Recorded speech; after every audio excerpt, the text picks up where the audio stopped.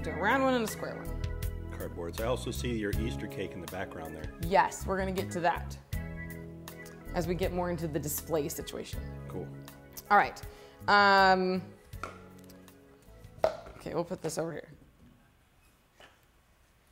All right, so I have, let's get organized here.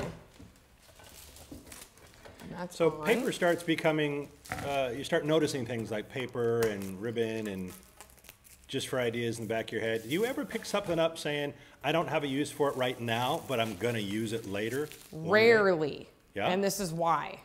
Storage. Oh, I got you, okay. Okay. You can start having massive storage of ribbons and papers. Yeah. It can already get a little bit crazy when you buy a certain kind, or a bride or an event planner gives you a certain kind that they want you to use. I try to give that back. Oftentimes they're like, oh no, keep it, because they don't want it again. Yep. But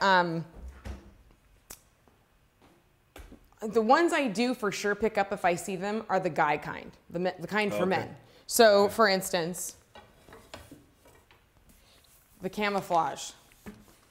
Okay. The diamond plate, which is that metal with the little dash things. It's called diamond plate. Oh my gosh, that's one of the all-time best ones. If you ever find like tire tread or anything guy-related, those are the harder ones to find and come by. Okay.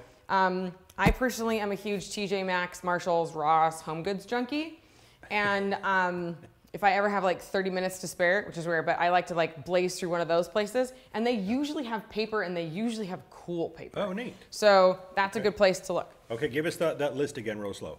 Oh, sorry. TJ Maxx. TJ Maxx, Marshalls, Ross, Home Goods, which is TJ Maxx, Marshalls, and Home Goods are all the same company. Okay. Steinmart is someplace that I've seen around the country. Right. You know, those discount places. Okay. I have a black belt in shopping.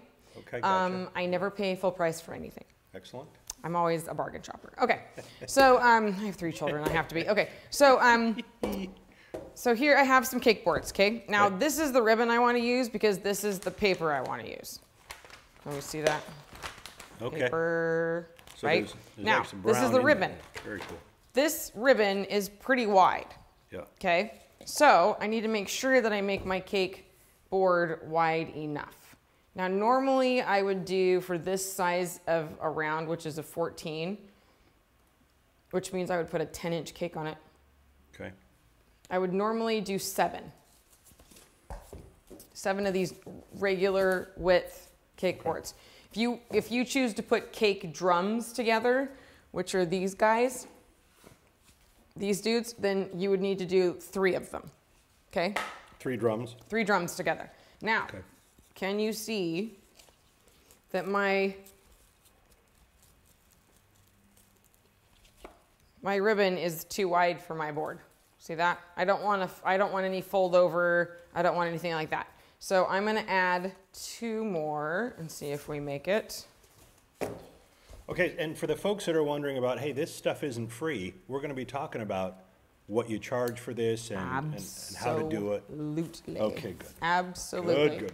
Yes, we got to get into the business aspect of this. Yeah, because this is part of the expense. Right. Okay, we're going to get into what this one's for too. Excellent. All right, so I have 4, 9. Okay, now, cardboard has a natural bend to it. I don't know if you can... You might not be able to see that. Can you kind of see how it doesn't necessarily lay completely flat? Can you kind of see there's a slight bend? No. Can you pick that up, Scott? No? Okay, trust me. Yeah. There's a slight bend. So what I do is I take half and half and sandwich them together. Okay? To get rid of that bend. Then, without burning myself. Okay, line them up. So you're opposite concave and convex. Correct. Did you see what I did there with the fancy words? You can kind of see here. Right. Yeah. Can you see how they bend a little bit? They kind of have a natural little bend. It's slight. Slight bend. But it is something, and when you have a cake sitting on it, you can tell. Yeah. Okay, so this is what I do. All right. Do top piece, turn it 180 degrees, so that's at the bottom. It doesn't have to be every other one. Because you've got 3 going one way and 3 going the other. Right. Okay, gotcha. Right. Just half and half. Make it simple. Just checking. At my studio, the first thing any intern learns how to do is make cake boards. Very cool. It's the very first thing. Very cool.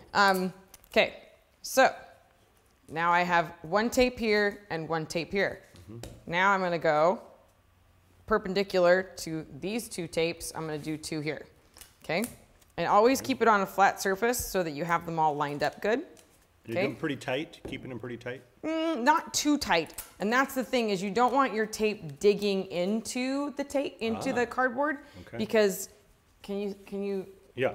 Can you see how if I have it too tight, just a tad bit too tight, it kind of pulls in the little bit of cake board? Yeah, we saw that. So let me pull that one off. So that's a little too tight. A little too tight. Okay.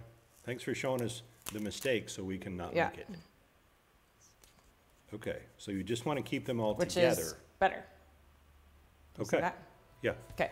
All right, now I'm going to go in between all those.